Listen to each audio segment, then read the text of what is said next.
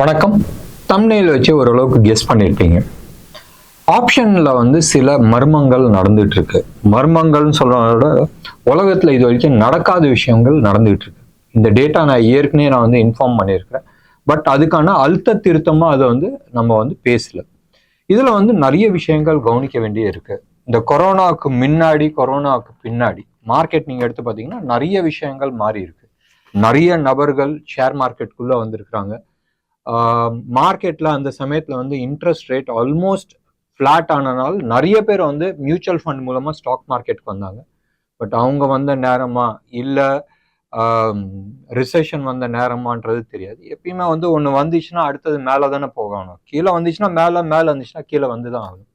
So interest rate ஜீரோல இருந்து இல்லை minus லெவல்ல இருந்து ஆல்மோஸ்ட் +6.5 US போயிடுச்சு.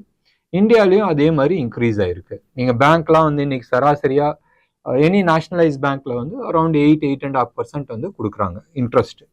அண்ட் பிரைவேட் செக்டார்ல ஆல்மோஸ்ட் 9.5 வரைக்கும் கொடுக்குறாங்க. இந்த ஒர்க் ஃப்ரம் ஹோம் போதும் இந்த 2020, 21, 22 இந்த 2 வருஷத்துல நிறைய பேர் வீட்டில் உட்காந்துட்டு ஷேர் மார்க்கெட்ல ட்ரேட் பண்ணாங்க. ஸோ ஒரு சைடு இன்வெஸ்ட்மெண்ட்ன்ற ரகத்துல போனனால அவங்கெல்லாம் ஒரு பெரிய தொகை பார்த்தாங்க. அதாவது 1:10, 1:8 பார்த்தவங்களாம் இருக்கிறாங்க. 10 லட்ச ரூபா போட்டு 80 லட்ச ரூபா பார்த்தவங்களாம் நிறைய பேர் இருக்கிறாங்க. அதே மாதிரி நிறைய பேர் 1 கோடி ரூபா போட்டு ஒண்ணுமே இல்லாத போனவங்களும் நிறைய பேர் இருக்கிறாங்க. இவங்களாம் எந்த கேட்டகரின்றது உங்களுக்கு தெரியும். ஆப்ஷன்ஸ் பையர்ஸ் நிறைய பேர் அந்த விதத்துல போய் மாட்டி இருக்கிறாங்க. நீங்க ஆஃப்லேட் நீங்க எடுத்து பார்த்தீங்கன்னா நிறைய இன்ஃப்ளூயன்சர்ஸ் நீங்க ட்ரெயினர்ஸ் நீங்க எடுத்து பார்த்தீங்கன்னா அவங்க சொல்றது ஆப்ஷன் செல்லிங்ல சூப்பரா காசு பண்ணலாம், ரிஸ்கே கிடையாதுன்ற மாதிரி அவங்க டீச் பண்ணிட்டு இருக்காங்க. அதை பேஸ் பண்ணி நிறைய பேர் ஆப்ஷன் செல்லிங்ல வந்திருக்கிறாங்க. ஆப்ஷன்ஸ்ல நிறைய விஷயங்கள் இருக்கு. ஆப்ஷன்ஸ் நீங்க நினைக்கிற மாதிரி மார்க்கெட் மேல போச்சுன்னா கால் வாங்குறதுக்கும் இல்ல புட்டு விற்கிறதுக்கும் இல்ல மார்க்கெட் கீழே வரும்போதும் கால் விற்கிறதுக்கும் இல்ல புட்டு வாங்குறதுக்கும் மாதிரி அவ்வளவு சிம்பிளான விஷயம் கிடையாது. அதுல நிறைய விஷயங்கள் இருக்கு. இதுல வொலட்டாலிட்டி இருக்கு, டைம் டு டிகே இருக்கு, என்ன ஸ்பீட்ல வொலட்டாலிட்டி மாறுதுன்றது இருக்கு, என்ன ஸ்பீட்ல பிரைஸ் இறங்குறதுன்றது இருக்கு, ஷார்ட் கவரிங்ன்ற மேட்டர் இருக்கு. ஸோ நிறைய மேட்டர் இருக்கு. ஸோ இந்த விஷயங்கள் தெரியாத நீங்க உள்ள மாட்டினவங்க நிறைய பேர் இருக்கிறாங்க.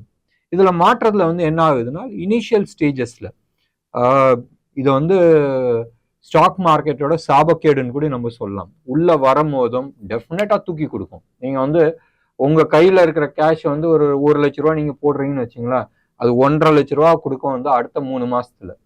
சரியா? அதுக்கு அடுத்தது நீங்க கையில இருக்கிறதெல்லாம் தொடச்சி ஒரு 10 லட்ச ரூபா நீங்க போடுவீங்க. அப்பயும் ஒரு 12 லட்ச ரூபா 15 லட்ச ரூபா கிடைக்கும். இந்த ஆசையில வெளியில இருந்து நிறைய ஹெவியா வாங்கி போடுறாங்க. வட்டிக்கு வாங்கி 1 ரூபா வட்டி, 5 ரூபா வட்டி, 6 ரூபா வட்டிக்கெல்லாம் வாங்கினவங்களாம் தெரியும். வாங்கி உள்ள போட்டு காணாம போயிடுறாங்க. ஸோ அப்போ உள்ள போடும் போது என்ன ஆகுனால் இது பூரா காணாம போகும்போதும் இவங்களோட லைஃப் ஸ்டைல் டோட்டலா டிசாஸ்டர் ஆகுது. இதுல 2 ரகமான ஆட்கள் இருக்காங்க. ஒன்று நல்ல வேலையில இருக்கிறாங்க. அந்த நல்ல வேலையில இருக்கும் போதும் நல்ல ஒரு சம்பார்த்தனை இருக்கு. அந்த சம்பார்த்தனையில லோன் கிடைக்குது. அந்த லோனை வச்சு உள்ள போடுறாங்க. அப்ப என்ன ஆகுதுன்னு சொன்னால் இவங்களோட லைஃப் ஸ்டைல் டோட்டலா கொலாப்ஸ் ஆயிடுது. ஏன்னு சொன்னா அடுத்த ஒரு 6-7 வருஷத்துக்கு அவங்க இந்த வட்டியை கட்டுறதுக்கு தான் அவங்க வட்டியோ இல்லை இந்த அசலை கட்டுறதுக்கு தான் அவங்க லைஃப் ஸ்டைல் போயிடுது. இது ஒரு சைடு. இன்னொன்று சைட்ல வெளியில கடன் வாங்கி போட்டு அவங்களுக்கு ரெகுலர் இன்கம் கிடையாது, ஆசை இருக்கு பெருசா. இது மாதிரி விஷயத்துல போய் மாட்டிக்கிறாங்க. இப்போ இதுல அகெயின் 2 ரகங்கள் இருக்கு. ஒண்ணு இந்த MLMs எல்லாம் பண்ற வேலை. நீ வா 10% நான் உனக்கு சம்பாரிச்சு கொடுக்குறேன், ஃபாரெக்ஸ் ட்ரேடிங் பண்றேன். தமிழ்நாட்டுல எக்கச்சக்கமான இடத்துல ஃபாரெக்ஸ் ட்ரேடிங் பத்தி பேசிட்டு இருக்காங்க. இது டைரக்டாவே இல்லீகல். இதை பண்ணாதீங்கன்றது அஃபிஷியலா சொல்றாங்க. அதையும் மீறி பண்றவங்க நிறைய பேர் இருக்காங்க. நிறைய பேர் கேஷ் லூஸ் பண்றாங்க. அண்ட் இதுல அவங்களே சமாதானப்படுத்திக்கிறாங்க. எஸ் நான் போட்டேன், ஆனா இந்த இடத்துல நான் இப்படி பண்ணியிருந்தா இப்படி சம்பாரிச்சிருப்பேன்னு. சத்தியமா முடியாது. ஏன்னு சொன்னால் அதுக்கு ரெகுலேட்டர்ஸ் கிடையாது. புரோக்கரே ஆப்போசிட்ல இருந்து விளையாடுறது நிறைய தரம் நானே பார்த்துருக்கிறேன். ஸோ அந்த இண்டஸ்ட்ரியை பத்தி இன்டெப்த் தெரிஞ்சவங்க ஃபாரெக்ஸ் ட்ரேடிங் பண்ண மாட்டாங்க. கிரிப்டோ அதோட மோசம். பிட்காயினை விட்டுருங்க. பிட்காயின்ல நீங்க ஜெனியூனா அவுட் சைடு இந்தியால இருந்து நீங்க பண்றீங்கன்னு சொன்னால் பண்றதுல எந்த தப்பும் கிடையாது. மற்ற எல்லா கிரிப்டோ கரன்சியும் ஃபோர்ஜரின்னு தான் நம்ம பேசணும். பெரிய லெவல்ல கேஷ் பண்ண முடியல. ஓகே, பிட்காயின்ன்றது ஒரு எஸ்டாப்ளிஷ் ஆயிடுச்சு. மற்றவங்களாம் வந்து எஸ்டாப்ளிஷ் பண்ணல. நிறைய பேர் இந்த Russian based, virgin island, Mauritius, இது மாதிரி இடத்துல இருந்து பண்ற நிறைய இருக்கு. எக்கச்சக்கமான கிரிப்டோ கரன்சிஸ் இருக்கு. மதுரையில இருந்து கிரிப்டோ கரன்சிஸ் லான்ச் பண்ணியிருக்காங்க, ஈரோடுல இருந்து பண்ணியிருக்காங்க. இதை நம்பி எத்தனை பேர் போட்டு நாசம் ஆயிருக்கிறாங்கன்றது எனக்கு தெரியும். வர கால்லாம் வந்து சாதாரண கால்லாம் இல்லை. அந்த அழுகிறது, அந்த குமுறது, இது எல்லாமே வந்து தெரிய வருது. நம்ம சப்ஜெக்ட் அது கிடையாது. எது அஃபீஷியலா இல்லையோ, எது இல்லீகலோ தயவு செஞ்சு நீங்க பண்ணாதீங்க. ஏன்னு சொன்னால் உங்களால அஃபீஷியலா கம்ப்ளைண்ட் கொடுக்க முடியாது. மேபி அந்த பார்ட்டி நீங்க யாருக்கு அகெயின்ஸ்டா நீங்க கொடுக்குறீங்களோ அவங்க பவர்ஃபுல்லா இருந்தால் அந்த கேஸ் உங்க மேலேயே திருப்பறதுக்கான சான்சஸ் இருக்கு. ஏன்னு சொன்னால் இந்தியாவில் நீங்க ஃபாரெக்ஸும் கிரிப்டோ கரன்சியும் இல்லீகலா இருக்குன்னு சொல்லும்போது நீங்க எப்படி இன்வெஸ்ட் பண்ணீங்கன்றது உங்க சைடே திருப்பறதுக்கான சான்சஸ் இருக்கு. ஏற்கனவே நீங்க பிரச்சனையில இருக்கீங்க, பிளஸ் அடிஷனல் பிரச்சனை இருக்கு. ஸோ யாருக்காச்சும் இது மாதிரி ஏதாச்சும் வந்து இருக்குன்னு சொன்னால் தயவு செஞ்சு கண்ணை மூடிட்டு வேணான்னு சொல்லுங்க. என்னதான் படம் போட்டு ஃபிலிம் காட்டினாலும் மயங்கிடாதீங்க. ஒன்று. ரெண்டாவது, இந்த ஆப்ஷன் ட்ரேடர்ஸ் M2M ஸ்க்ரீனை காட்டி மயக்கிறவங்க நிறைய பேர் இருக்கிறாங்க. அதுல பெரிய லெவல்ல பண்றாங்க. அவங்க கையில வந்து ஒரு 50 கோடி ரூபா இருக்கும். அந்த 50 கோடி ரூபாயில வந்து ரிட்டர்ன்ஸ் என்ன வருதுன்றது நீங்க பாருங்க. இந்த ட்ரேட்ல வந்து அவங்க மிஞ்சி போனா ஒரு 6-7 கோடி ரூபா பண்ணியிருப்பாங்க, இன்வெஸ்ட் பண்ணியிருப்பாங்க. அதுல ஒரு 10 லட்சம் 50 லட்சம் சம்பாதிக்கிறாங்க. 3 கோடி ரூபா போட்டு 50 லட்ச ரூபா சம்பாதிக்கிறாங்க சொன்னால் இட்ஸ் அக்செப்டபிள். ஆப்ஷன் ட்ரேடிங்ல பண்ண முடியும், இல்லைன்னு நான் சொல்ல. அப்ப உங்களுக்கு கண்ணுக்கு தெரியறத வந்து 50 லட்சம் தான் உங்க கண்ணுக்கு தெரியுது. அவன் போட்ட கேஷ் வந்து 3 கோடி ரூபா, அவன் கையில இருக்கிறது 50 கோடி ரூபா. இந்த 3 கோடி ரூபாவே மொத்தமா காணாலும் அவனோட லைஃப் ஸ்டைல் மாற போறது கிடையாது. நீங்க வாங்கி போட்டிருக்கிறத வந்து வட்டிக்கு வாங்கி போட்டிருக்கீங்க. உங்களோட லைஃப் டைம் சேவிங்ஸா இருக்கும். நீங்க எப்பயுமே வந்து ட்ரேடிங் வரும்போது ஒரே ஒரு விஷயத்த வந்து கவனிச்சிங்க. இந்த இது ஃபெயிலியர் ஆச்சுனால் ஞாபகம் வச்சுங்க, இந்த பர்டிகுலர் ஆக்ஷன் எனது ஃபெயிலியர் ஆச்சுனால் ஏன் லைஃப் ஸ்டைல் என்ன ஆகுன்றது. இந்த ஒரே ஒரு விஷயத்த நீங்க சக்சஸ் ஆயிட்டான்றது அடுத்த விஷயம். இன்னொன்னு வந்து சொல்லுவாங்க, இந்த மனுஷன் வந்து எப்பயுமே நெகட்டிவா பேசுறான்றது. நெகட்டிவா பேசுறதுன்றது வேற விஷயம். நான் பாசிட்டிவா திங்கிங் பண்ணி அந்த கேட்டகரியே வேற. ஆனால் பிராக்டிக்கலா யோசனை பண்ணி பாருங்க, இந்த பர்டிகுலர் திங் ஃபெயிலியர் ஆச்சுனால், சரியா, ஸ்டாக் மார்க்கெட்ல நான் நினைச்சா அந்த இந்த இதெல்லாம் இருக்கு தெரியுமா, மோட்டிவேஷனல், நான் பாசிட்டிவா போகும், சத்தியமா நடக்காது. ஏன்னு சொன்னால் உங்களுக்கு என்ன இமோஷன் சம்பாதிக்கணும்ன்ற லெவல்ல இருக்கீங்களோ ஆப்போசிட் பர்சன் அதோட ஜாஸ்தி இமோஷன்ல உட்காந்துட்டு இருக்கான். ஒன்று. ரெண்டாவது, அவனுக்கு எக்ஸ்பீரியன்ஸ் இருக்கு. மூணாவது, முக்கியமா பணம் பலம் இருக்கு. ஸோ அவன் வந்து ரிஸ்க் எடுக்க முடியும், நீங்க ரிஸ்க் எடுக்க முடியாது. இந்த ஒரு பர்டிகுலர் மேட்டர் மட்டும் நீங்க மனசுல வச்சுங்க. சரி, நம்ம சப்ஜெக்ட் இவ்வளவு நேரம் பேசினது எதுவுமே கிடையாது. இது ஆஸ் எ வார்னிங்கா தான் நான் வந்து உங்களுக்கு கொடுக்குறேன். தயவு செஞ்சு நீங்க உங்களோட லைஃபை நீங்க பாருங்க. இந்த இது ஃபெயிலியர் ஆச்சு, இந்த பணம் போயிடுச்சு நினைச்சீங்கனால் எத்தனை வருஷம் நீங்க வந்து அதை ஈடு கட்டணும், உங்க லைஃப் எவ்வளவு தூரம் காணாம போகுதுன்றது ஞாபகம் வச்சுங்க. ஸோ இந்த ஒரு பர்டிகுலர் பெயின் ஏரியா மட்டும் வச்சுங்க. மெயின் டேட்டாஸ்க்கு வரலாம். இன்னைக்கு டேட்டாஸ் நீங்க அஃபிஷியல் டேட்டாஸ் நீங்க எடுத்து பார்த்தீங்கன்னா, சிபியோட அஃபிஷியல் டேட்டாஸ் இந்தியாவில் 400 டைம்ஸ் தி மார்க்கெட். இன்னைக்கு வந்து 100 ரூபாய்க்கு வந்து கேஷ் மார்க்கெட் ட்ரேட் பண்றாங்கன்னு சொன்னால் 40,000 ரூபாய்க்கு வந்து ஃபியூச்சர்ஸ் அண்ட் ஆப்ஷன்ஸ் ட்ரேட் ஆகுது. நினைச்சு பாருங்க, 1 ரூபாய்க்கு கேஷ் மார்க்கெட் ட்ரேட் ஆகுதுன்னு சொன்னால் ஃபியூச்சர் அண்ட் ஆப்ஷன்ஸ் 400 ரூபாய்க்கு ட்ரேட் ஆகுது. ஸோ இதுதான் வந்து சூழ்நிலை. அப்ப ஃபியூச்சர் அண்ட் ஆப்ஷன்ல எவ்வளவு பணம் உள்ள இருக்குன்றது ஞாபகம் வச்சுங்க. சம்பாதிக்க முடியுமா? நிச்சயமா சம்பாதிக்க முடியும். சுனாமி அடிச்சுட்டு போயிட்டு இருக்கு, சரியா. இது இன்னொன்று டேட்டாஸ் நீங்க எடுத்து பாருங்க. 1.25%, 1.25 டைம் 100 ரூபா மார்க்கெட் கேபிட்டலைசேஷன், மார்க்கெட்ல இருக்கிற அத்தனை ஸ்டாக்ஸோட வேல்யூ 100 வச்சுக்கிட்டனால் நம்மளோட டெய்லி டிரைவேட்டிவ்ஸ் அதாவது ஃபியூச்சர்ஸ் அண்ட் ஆப்ஷன்ஸோட ட்ரேடிங் வந்து 125 ட்ரேடிங் நடக்குது. சரியா? ஃபர்ஸ்ட் டேட்டா அதே தான், இந்த விஷயத்த வேற மாதிரி நம்ம போட்டு காட்டுறோம். சரியா? 400 டைம் ஆஃப் அவர் மார்க்கெட் நடக்குது. ஸோ எந்த அளவுக்கு அடிக்ஷன்ஸ் உள்ள இருக்குன்றது நீங்க பாருங்க. ஒரு 2-3 வருஷத்துக்கு முன்னாடி வந்து ரொம்ப கம்மியா இருந்துச்சு. இட் வாஸ் லெஸ் தென் 100 தான் இருந்துச்சு. இப்போ 400 டைம் ஆனதுக்கு நிறைய கான்சிக்வன்சஸ் இருக்கு. ஆப்ஷன்ஸ் நீங்க ட்ரேட் பண்ண மாதிரி இப்ப ட்ரேட் பண்ண முடியாது. ஒரு 2-3 வருஷத்துக்கு முன்னாடி, சாரி 2019க்கு முன்னாடி இந்த ஸ்ட்ராட்டஜிஸ் இப்போ அந்த ஸ்ட்ராட்டஜிஸ் ஒர்க் ஆகாது. நீங்க எடுத்து பாருங்க, லாஸ்ட் வந்து ஆல்மோஸ்ட் ஒரு 6-7 மாசமா வோலட்டாலிட்டி பிலோ 11 தான் இருக்கு. பிலோ 11 வச்சுட்டு நீங்க என்ன ட்ரேட் பண்ண முடியும்னு நினைக்கிறீங்க? ஆப்ஷன் ரைட் பண்றவங்களுக்கு சான்சஸ் நிறைய இருக்கு, பட் அப்பப்ப ஷாக் கொடுத்து ரிவர்சல் கொடுக்குது. நீங்க எடுத்து பாருங்களேன், நேத்து வந்து மார்னிங் ஒரு லெவல் இருந்துச்சு, அங்க இருந்து மேல தூக்குனாங்க. மேல தூக்குனது வந்து மெயினா வந்து 19,100 லெவல்ல கால் ரைட் பண்ணவங்கள ட்ராப் பண்றதுக்கு தான் தூக்குனாங்க.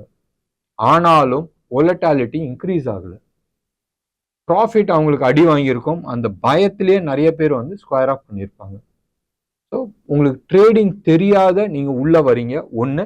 இன்னொன்று வந்து ஆப்ஷன் ட்ரேடிங்ல வந்து ஸ்ட்ராட்டஜிஸ் ஃபுல்லா இன்னைக்கு டீச் பண்றவங்க கான்செப்ட் சொல்லி கொடுக்க மாட்டேங்கிறாங்க. எல்லாருமே வந்து ஸ்ட்ராட்டஜி தான் சொல்லி கொடுக்குறாங்க. ஸ்ட்ராட்டஜிஸ் மாட்டுவாங்க. ஏன்னு சொன்னால் ஒரு ஸ்ட்ராட்டஜி இருக்குன்னு சொன்னால் அந்த ஸ்ட்ராட்டஜியோட என்ட்ரி எங்க எக்ஸிட் எங்கன்றது ஊருக்கே தெரியும். சரியா? இந்த ஸ்ட்ராட்டஜி உங்களுக்கு மட்டும் இல்லை. அப்போ ஊருக்கே தெரியும் போதும் எல்லாரும் அந்த ஸ்ட்ராட்டஜி யூஸ் பண்ணும் போதும் ஆப்போசிட்ல வரவனுக்கு வந்து ஐயோ லம்பா வந்து காசு அடிப்பான். அவனுக்கு தெரியும் நீங்க எல்லாம் எங்க ஸ்டாப் லாஸ் போடுவீங்க, எந்த இடத்துல வந்து ப்ராஃபிட் டேக்கிங் எடுப்பீங்கன்றது. உங்களை ஸ்டாப் லாஸ் ட்ரிகர் பண்ணிட்டு அதுக்கு மேல தூக்கிட்டு போவான். நீங்க எடுத்து பாருங்களேன், வரவங்க அத்தனை பேருமே சொல்றதப்பா நான் அந்த இடத்துல மட்டும் நான் ஸ்டாப் லாஸ் போடாத இருந்தா மேல தூக்கிட்டு போயிருப்பான்ப்பா, நான் பெருசா சம்பாதிச்சிருப்பேன்னு வைங்க. அடுத்த தடவை நீங்க ஸ்டாப் லாஸ் போட மாட்டீங்க, வேணும் இடத்துக்கே ஸ்டாப் லாஸ் ட்ரிகர் பண்ணி கீழே எடுத்துட்டு போவோம், காணாம போவீங்க. நீங்க என்னெல்லாம் யோசிக்கிறீங்களோ அதுக்கு 2 ஸ்டெப்புக்கு முன்னாடி தான் வந்து ஸ்மார்ட் மணி இருக்கும். தயவு செஞ்சு ஆப்ஷன் ட்ரேடிங் டோட்டலா மாறிடுச்சு. கான்செப்ட் வந்து நீங்க கத்துங்க. கான்செப்ட் கத்துக்கிறது வந்து ரொம்ப இம்பார்ட்டன்ட். இன்னைக்கு வந்து மறுபடியும் நான் சொல்றேன், பிரைஸ் ஆக்ஷனை மட்டும் வச்சு இல்ல சப்போர்ட் ரெசிஸ்டன்ஸை மட்டும் வச்சுட்டு நீங்க ஆப்ஷன் ட்ரேடிங் பண்ண முடியாது. ஒன்று. ரெண்டாவது, இன்னைக்கு வந்து மிக்ஸ்டா வருது.